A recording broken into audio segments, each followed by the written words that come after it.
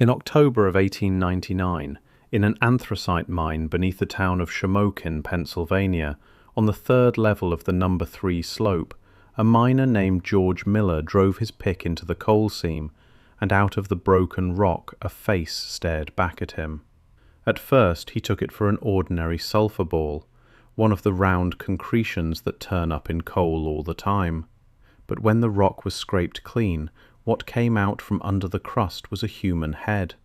Heavy jawbones, prominent cheekbones set far apart, a small nose, the back of the skull flat and broad. Not a carved statue, a petrified head pressed into the coal. And here is the thing about that find that the mind simply cannot file away. The coal it was sitting in formed roughly 300 million years ago, in an age when, by everything we know, there were no human beings on this planet, and not even our distant ancestors, only fern forests and giant insects. A human head had no business being in that seam. Newspapers across the state carried the story, and the Philadelphia Press called it the most important of the many fossils and curiosities ever pulled from the anthracite beds. And it was not the first. 3 years earlier, in 1896, in another Pennsylvania mine, something a newspaper described as a petrified human hand had been taken out of a ledge of coal and slate. What did George Miller really chop out of the coal on that third level? How does a human head end up sealed inside a seam that is older than the first human being by hundreds of millions of years? And why did Pennsylvania miners keep hauling up things that could not possibly be down there, only for the talk about them to die away each time? Whatever came out of the coal that autumn is not a thing a channel made up. It is sitting in the newspaper archives of 1899. Where it went afterward is another question entirely. To understand why a face in the coal is so disturbing, you have to understand what anthracite is and how old it really is, because the numbers are not a figure of speech.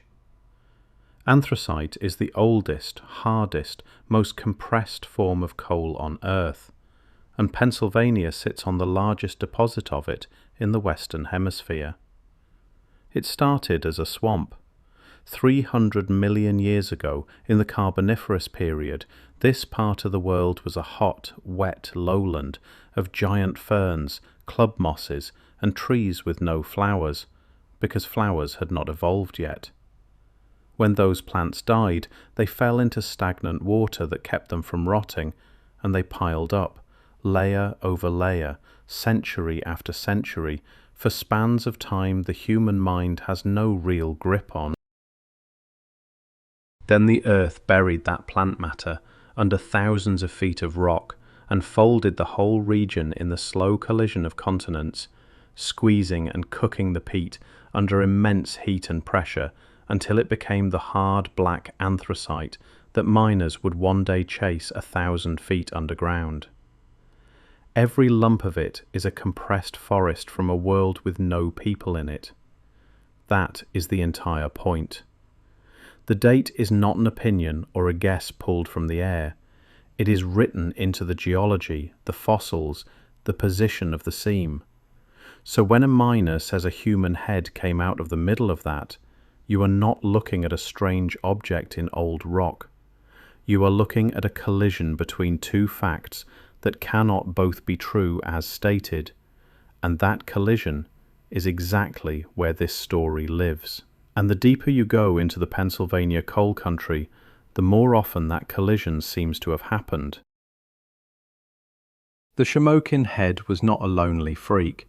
Dig through the Pennsylvania newspaper record of the late 1800 seconds, and a pattern starts to emerge, the same kind of report surfacing again and again across the anthracite fields. The petrified hand of 1896, pulled from coal and slate in Lycoming County and written up in the Williamsport Sun. the Shamokin head of 1899 at the Cameron Colliery, reported all over the state.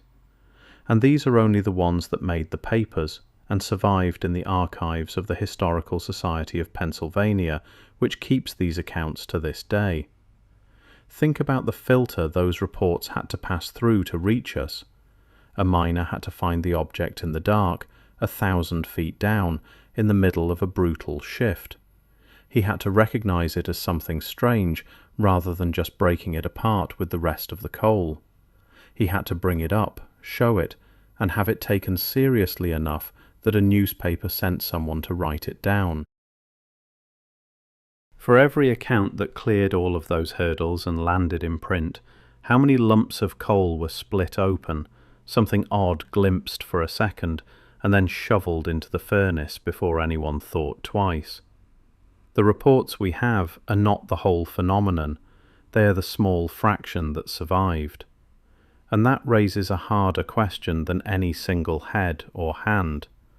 If these things were turning up often enough to keep making the papers, what was actually coming out of the Pennsylvania coal, shift after shift, that nobody ever recorded at all? Now I am going to give you the skeptical explanation in full, because it is a real one, and pretending it does not exist would be exactly the kind of dishonesty this story does not need. The mainstream answer to objects found in coal is mineralization and concretion. When coal is mined and exposed to air and water, the chemistry of the surrounding rock changes fast. Highly mineralized water reacts with the freshly broken coal and sediment, and under the right conditions, loose material can cement together in a matter of years, not millennia. A concretion, a hard, rounded mineral nodule, can form around almost anything, or around nothing at all, and to a tired miner in bad light, a lumpy nodule with a few suggestive bumps can look uncannily like a face or a hand. The pattern-hungry human brain does the rest. We see faces in clouds and burnt toast, and we will absolutely see one in a sulphur ball.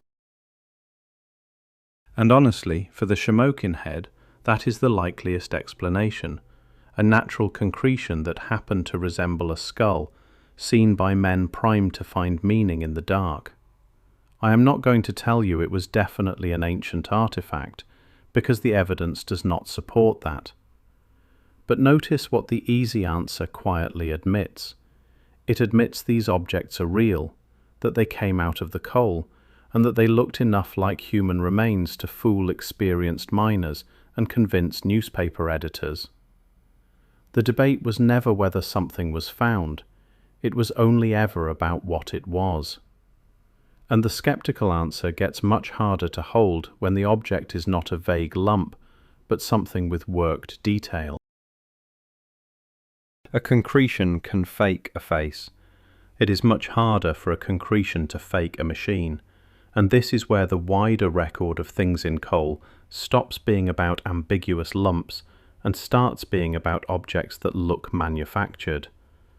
Across the coal country of America, there are documented accounts, sworn and notarized in some cases, of clearly made objects falling out of solid coal. In Oklahoma, a worker at an electric plant broke open a chunk of coal too large for the furnace, and a cast iron pot fell out of the center, leaving its own shape molded into the coal around it. A fellow worker witnessed it, and the finder signed a notarized statement to that effect in 1948. In West Virginia, a boy dropped a lump of coal in his basement in 1944, and a small metal bell with a handle and ornamentation was inside it. There is the gold chain a woman in Illinois said fell from a lump of coal she broke for her stove in 1891, reported in the Morrisonville Times. A pot, a bell, a chain. Not faces a tired eye might imagine, but objects with handles, links, and casting marks, things that have to be made. Now the careful explanations still apply. Coal gets dropped in mines and basements. Old iron gets mixed with fuel. Cement forms fast. Maybe every one of these has an innocent path into the coal. But the Shamokin head sits inside this larger pattern, and the pattern is not going away, and it forces the question the skeptics answer least convincingly. If these were all just contamination and imagination, why does the same impossible report keep coming out of the same black rock, decade after decade, in state after state? Here is the part of every one of these stories that should bother you more than the find itself, because it is the part that repeats most reliably. The objects vanish. Trace any of these famous coal artifacts forward in time and you hit the same wall. The Shamokin head made headlines across Pennsylvania in 1899, and then the trail of what physically happened to it goes cold. The petrified hand of 1896, the same. The objects that do survive tend to survive by accident, kept as family curiosities rather than studied. The West Virginia bell stayed in a family's possession for decades. The cast iron face another miner found was used as a household doorstop for years and passed down as a curiosity simply named man. These things were not carefully preserved and examined by institutions eager to solve a mystery. They were marvelled at for a moment, written up once, and then they slipped away, into a furnace, into an attic, into a private collection, out of reach of anyone who might test them. And that is the quiet tragedy underneath the wonder. It does not require a grand conspiracy to bury an inconvenient object. It only requires that no serious institution ever takes it seriously enough to keep it. An anomaly that no one preserves cannot be confirmed, and an anomaly that cannot be confirmed gets quietly dropped from the record as a curiosity, a hoax, or a misunderstanding. The head went into the dark twice, once when it was sealed in the coal, and once when it came back out and the world declined to hold on to it. And the system that lets that happen is older and stronger than any single find. There is a reason these objects fall through the cracks, and it is not a villain in a lab coat hiding the truth. It is something more ordinary and harder to fight. Science, by design, will not accept an extraordinary claim without an extraordinary chain of evidence, and the chain that a coal artifact needs almost never exists. To prove that an object truly formed inside undisturbed coal, you would need it documented, in place, before removal, by a trained observer, with the surrounding rock intact and photographed, then extracted under controlled conditions and analysed. None of these famous finds has that. They were found by miners and labourers in the chaos of working a mine, pulled out first and wondered about later, their exact context destroyed in the very act of discovery. So the scientist, correctly and reasonably, sets them aside as unverifiable. The believer, just as understandably, sees a wall of dismissal. Both can be right at once, and that is the trap. The objects are real enough to be found, witnessed and reported, but never quite documented well enough to force the question into the open. They live permanently in the gap between a curiosity and a proof, and the result is a strange kind of forgetting that does not need anyone to lie. The Pennsylvania coal gave up a human face in 1899, in front of witnesses, in the pages of the state's biggest papers, and within a generation it had effectively never happened. That is not how a hoax behaves. It is how an inconvenient fact behaves when no one has a place to put it. Step all the way back and look at what we are really staring at, because the frame is stranger than any single object. Every seam of Pennsylvania anthracite is a slice of a world that had no human beings in it. That is not in dispute. It is the foundation the entire coal industry was built on. The plants pressed into that rock lived and died in the Carboniferous, hundreds of millions of years before anything resembling a person walked the earth. So a genuine human head in that coal would not just be an odd artifact, it would be a contradiction at the root of the timeline, a thing that, if real, would mean either the coal is not as old as all of geology says, or that something we have no category for was here when it formed. Faced with a choice that heavy, it is no wonder the easy path is to call every such find a concretion, a hoax, or a trick of the light, and move on. And most of the time that easy path is probably correct. But sit for a moment in what it would mean if even one of them was not. One real worked object, one genuine human remain, sealed in coal that formed before humanity, and the neat story of who we are and how long we have been here cracks straight down the middle. That is the weight these dismissed curiosities are quietly carrying. It is also exactly why they are so much safer left as curiosities, marvelled at and then misplaced, than taken seriously and tested. Some questions are easier to lose than to answer, and the Pennsylvania coal has been losing this one for over a century. So here is what we are actually left holding, stripped down to what can be said plainly, because the plain version is unsettling enough on its own. Pennsylvania sits on the largest anthracite deposit in the Western Hemisphere, coal that formed about 300 million years ago from a forest in a world with no people in it. That is solid, documented geology. In the late 1800s, miners working that coal 1,000 feet underground reported pulling human-looking remains out of the seams. A petrified hand in 1896, a human head at the Cameron Colliery in Shamokin in 1899, both written up in real newspapers whose accounts still sit in the archives of the Historical Society of Pennsylvania. That is documented too.